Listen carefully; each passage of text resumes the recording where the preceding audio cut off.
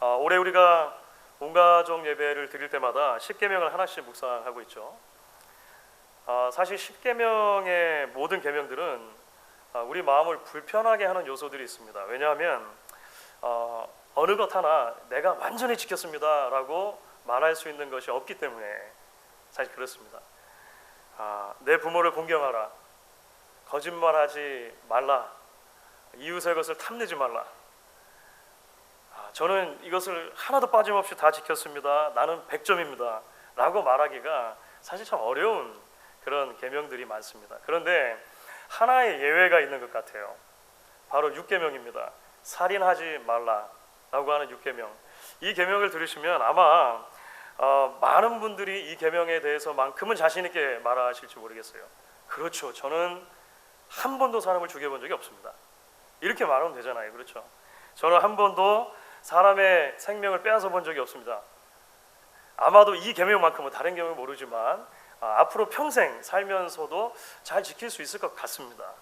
이렇게 생각하실지 모르겠습니다. 그런데 여러분 정말 그럴까요? 우리가 그렇게만 하면 이 계명을 다 잘 지키는 것일까요? 사실 다른 모든 계명들이 그런 것처럼 이 6번째 계명, 살인하지 말라라고 하는 계명 안에도 훨씬 더 깊고 풍성한 의미가 있는 것을 우리가 보게 됩니다. 단순히 누군가를 죽였는가 죽이지 않았는가의 문제가 아니라는 것이죠. 누군가의 다른 사람의 생명을 뺏었는가 뺏지 않았는가 정도의 문제를 넘어서는 훨씬 더 풍성한 의미가 있다는 것입니다. 그렇다면 여러분, 우리가 이 6계명을 어떻게 이해하고 어떻게 우리에게 적용할 수 있을 것인가, 오늘 좀 같이 이 주제를 가지고 생각을 해보면 좋겠습니다. 무엇보다도 먼저 이 계명의 핵심적인 의미가 무엇인가를 우리가 좀 이해할 필요가 있습니다. 이 계명에 담겨져 있는 핵심적인 메시지가 무엇이냐고 하는 것이죠. 여러분, 그게 뭘까요? 그것은 하나님께서 당신이 주신 생명을 우리가 경홀히 여기기를 원치 않으신다는 것입니다. 여기서 출발을 해야 하는 것이죠. 다시 이것을 뒤집어서 말하면 이런 것입니다. 6계명이 말하는 핵심적인 메시지는 무엇인가? 하나님이 주신 생명을 소중히 여겨야 한다는 것입니다. 그래서 오늘 설교 제목의 영어 제목처럼 Cherishing God-given life, 하나님이 주신 생명을 어떻게 우리가 소중히 여길 것인가 라고 하는 문제로 접근을 해야 된다는 것이죠. 여러분, 하나님이 왜 우리에게 살인하지 말라 이렇게 말씀하실까요? 그야 살인하면 안 되니까요. 이렇게 말씀할 수 있죠. 하나님이 왜 다른 사람의 생명을 함부로 뺏지 말라, 또는 생명을 함부로 뺏지 말라, 취하지 말라 이렇게 말씀하시는 걸까요? 하나님이 그 생명의 주인이시기 때문에 그렇습니다. 이게 성경의 가장 기본적인 원리죠. 하나님이 그 생명의 주인이라고 하는 말은 무슨 말입니까? 하나님이 나에게 생명을 주셨습니다. 하나님이 내 곁에 있는 형제 자매에게, 내 이웃에게 생명을 주셨다는 것입니다. 여기로부터 성경의 생명을 존중히 여기는 사상은 출발하는 거예요. 그런데 여러분, 창세기 2장을 보면 이 진리를 이런 언어로 표현을 합니다. 창세기 2장 제가 한국말로 읽어보겠습니다. 여호와 하나님이 땅의 흙으로 사람을 지으시고 생기를 그 코에 불어넣으시니 사람이 생명이 된지라. 여호와 하나님이 땅의 흙으로 사람을 지으시고 그 코에 하나님의 호흡을 불어넣어서 사람이 비로소 라이프를 가지게 되었다, living being이 되었다라고 성경 이야기를 한다는 거예요. 사실 대단히 신비로운 말씀입니다. 그렇죠. 우리의 생명을, 그 생명의 기원을 하나님이 우리에게 불어넣어 주신 하나님의 호흡, 하나님의 숨결로 표시한다는 것이죠. 그런데 여러분 아십니까? 사실 이 성경의 신비로운 스테이트먼트가 우리가 6계명을 어떻게 잘 지킬 수 있을 것인가를 이해할 수 있는 출발점이 된다라고 하는 거예요. 사람의 생명을 하나님의 숨결, the breath of God, 하나님의 숨결로 표현하는 것이 어떤 의미가 있을까요? 다른 많은 것들을 이야기할 수 있겠지만 모든 사람의 생명은 그 어떤 것으로도 대체할 수 없는 존귀함을 가지고 있다는 것입니다. 하나님의 숨결이 우리 안에 거하기 때문에 그렇습니다. 살아있는 인간은 그 자체로 하나님의 형상뿐 아니라 하나님의 숨결을 마음에 품고 있는, 우리 안에 가지고 있는 그런 존재라고 하는 것이죠. 그래서 그 생명을 존중히 여겨야 한다는 것입니다. 그래서 우리는 나의 생명을 소중히 여겨야 되는 거예요. 그래서 우리는 다른 사람의 생명을 소중히 여겨야 하는 것이죠. 그래서 우리 한번 연습해 보려고 합니다. 먼저 자기 자신을 향해서 한번 말해 보려고 그래요. 가능하면 이렇게 손을 얹으시면 좋습니다. 손을 한번 얹어 보시죠. 하고 한번 따라해 보겠습니다. 나는 소중한 존재입니다. 나는 소중한 존재. 하나님의 숨결을 지녔기 때문입니다. 하나님의 숨결을 지녔기 때문입니다. 여러분 다시 한번 해볼까요? 여러분 정말 그렇게 믿으셔야 돼요. 다시 한번 해볼게요. 나는 소중한 존재입니다. 나는 소중한 존재입니다. 하나님의 숨결을 지녔기 때문입니다. 하나님의 숨결을 지녔기 때문입니다. 여러분 살다 보면 나 자신에게도 실망할 때가 참 많습니다. 여러분 그러시죠? 살다 보면 자신의 모습이 한없이 부끄러워지는 때가 오기도 합니다. 어떤 때는 내 자신이 미워질 때도 있어요. 싫어질 때도 있습니다.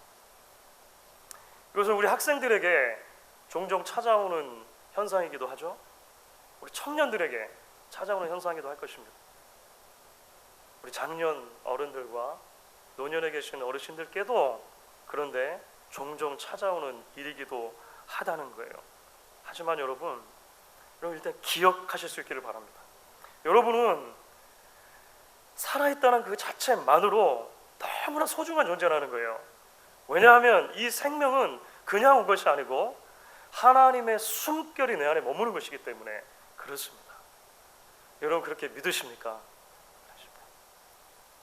이제 또 하나 연습해 보려고 하는데요. 옆에 계신 분들 한번 보겠습니다. 먼저 오른쪽에 계신 분 한번 보시죠. 오른쪽에 계시는 분 보시면서 이렇게 말하겠습니다. 연습해 봅니다. 당신은 소중한 존재입니다. 하나님의 숨결이 당신 안에 있기 때문입니다. 하나님의 숨결이 당신 안에 있기 때문입니다. 어색하세요? 자 반대로 왼쪽에 있는 분들 한번 볼게요. 왼쪽에 다시 한번 연습합니다. 다시 한번. 당신은 소중한 존재입니다. 당신은 소중한 존재입니다. 하나님의 숨결이 당신 안에 있기 때문입니다. 여러분 그렇게 믿으세요? 여러분 살다 보면 때로 어떤 사람의 모든 것이 마음에 들지 않을 때가 분명히 있습니다. 때로 한 사람 때문에 실망할 때도 있고 상처를 받을 때도 있습니다. 때로 한 사람의 삶의 방식과 사고의 방식이 나의 것과 완전히 다르다라고 생각될 때도 있으실 것입니다. 그런데 여러분 그때도 여러분 기억하실 수 있기를 바랍니다. 내 이웃은 살아있다는 것 자체만으로 소중한 존재라고 하는 거예요. 왜 그렇습니까? 내 안에 있는 하나님의 숨결이 그 안에도 있기 때문이라고 하는 것입니다. 그렇죠. 여러분 그렇기 때문에 살인하지 말라라고 하는 이 계명이 하나님이 주신 생명을 소중히 여기는 데서 출발하는 것입니다. 라고 하는 이 가장 기본적인 메시지를 이해할 때 이제 우리가 이 말씀을 좀 더 구체적으로 적용할 수 있게 됩니다. 수많은 적용이 있겠습니다만 우리 몇 가지 이야기해 보려고 그래요. 먼저는 우리는 나와 남의 소중한 생명을 해칠 수 있는 모든 것들을 금해할 것입니다. 당연하겠죠. 좀 더 긍정적으로 말하면 이런 것입니다.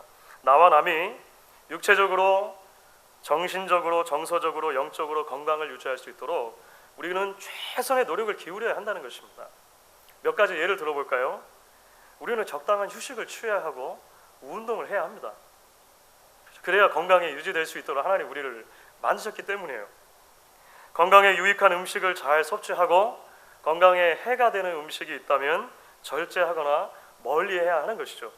몸이 상할 때까지 일 중독에 빠지는 것을 경계해야 할 것입니다. 부주의나 과로로 쉽게 사고가 나지 않도록 주의를 기울여야 할 거예요.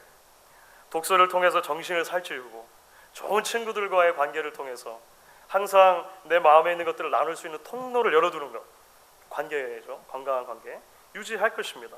말씀과 기도를 통해 예배를 통해 우리의 영혼이 윤택해지도록 성장해지도록 그렇게 해야 할 것입니다. 물론 지금 말씀드린 것들이 너무 뻔한 얘기처럼 들리실지 모르겠어요. 아이 목사님 그런 얘기야 누구나 할 수 있죠. 근데 먹고 살기가 너무 바쁜 걸 어떡합니까? 아마 이렇게 얘기하시는 분들 계실지 모르겠습니다. 어쩌면 너무 일반적인 이야기, 사실은 우리가 생명을 그렇게 단순하게 생각할 수 있습니까? 훨씬 더 많은 논의가 필요하지 않습니까?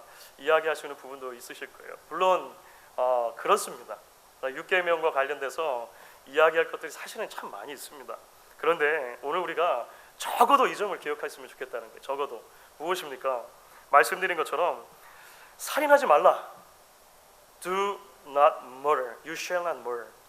살인하지 말라라고 하신 이 6번째 계명은 단순히 누군가를 죽이지 말라라고 하는 계명을 넘어서는 하나님의 마음을 담고 있다는 거예요.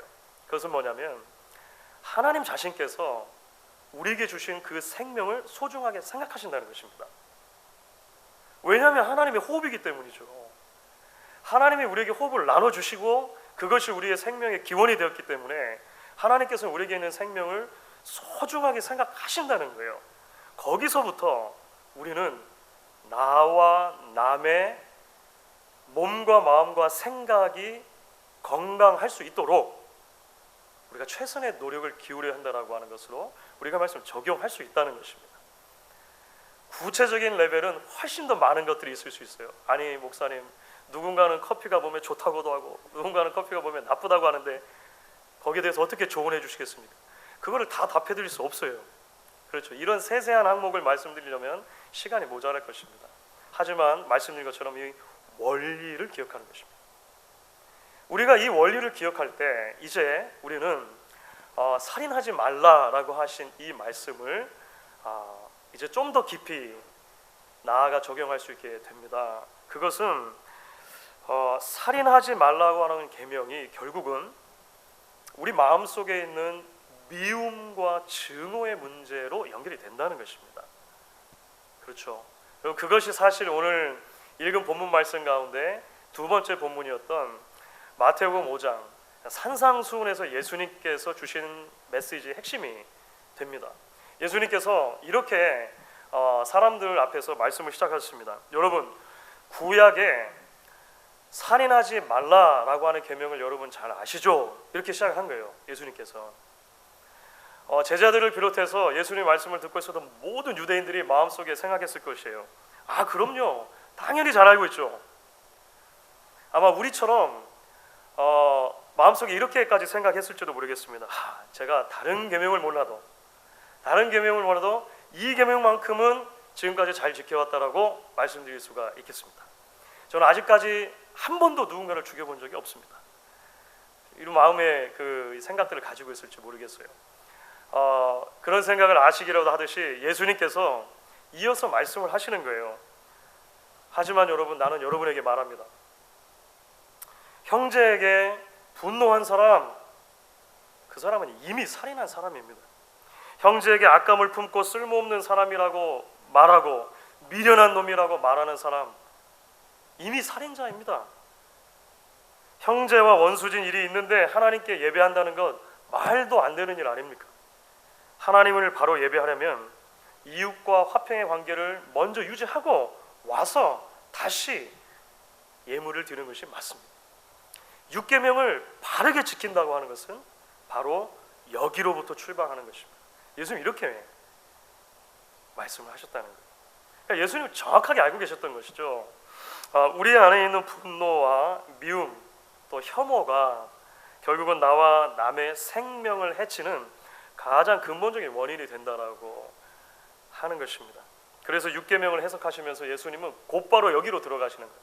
곧바로 미움의 문제, 증오의 문제를 가지고 이야기를 하십니다.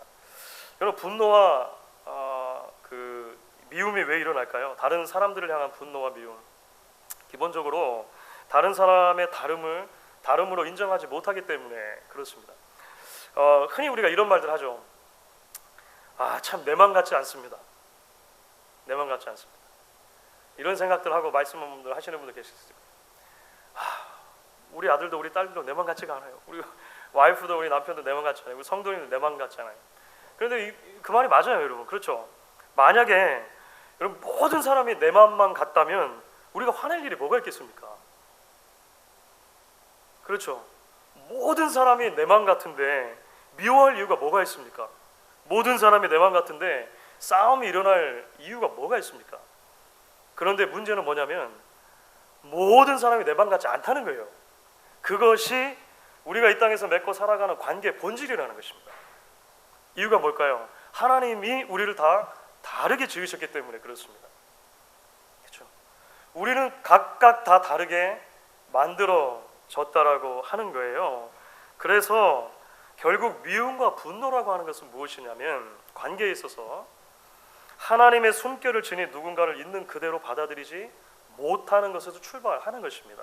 예수님께서 왜 미움을 살인이라고 말씀하실까요? 한번 깊이 생각해 보셨습니까? 예수님이 왜 내가 누구를 미워하는 것을 왜 그냥 미워하는 것이라고 말하지 않으시고 살인이라고 말씀하셨을까요? 미움은 이웃 안에 있는 하나님의 숨결을 부정하는 것이기 때문에 그런 것입니다. 여기부터 출발해야 되는 거죠. 하나님이 숨결을 주시고 하나님의 형상대로 지으신 그 사람을 그대로 받아들이지 못하는 것, 그러므로 그가 없기를 원하는 것, 생명을 취하는 것과 똑같다는 거예요. 여기서부터 예수님의 논리가 시작이 됩니다. 그렇기 때문에 사랑하는 여러분, 살인하지 말라라고 하는 계명은 거꾸로 뒤집으면 참 사랑을 이루라는 계명과 맞닿아 있습니다. 그렇죠. 참 사랑을 이루라. 이 진리를 하이델베르그 요리문답은 이렇게 우리에게 설명을 해줍니다.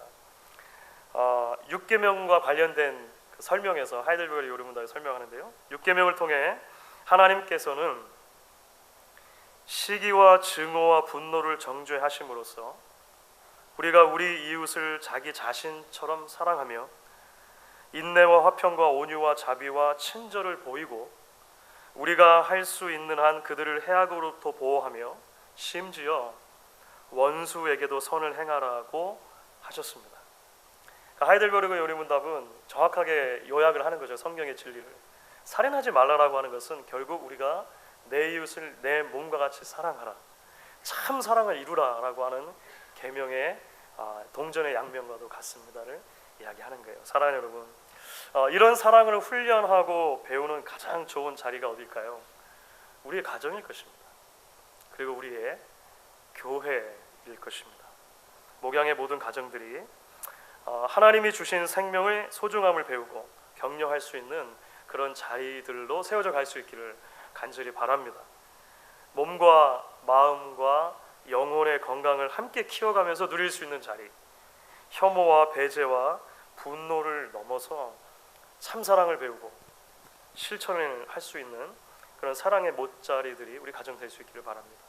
아울러 우리 교회 역시 내가 온 것은 양으로 생명을 얻게 하고 더 풍성히 얻게 하려는 것이다. 예수님 그렇게 말씀하셨죠. 그 말씀을 붙들고 참 생명의 공동체, 참 사랑의 공동체로 세워져 갈 수 있기를 주의 이름으로 간절히 축원하겠습니다. 한번 기도하겠습니다.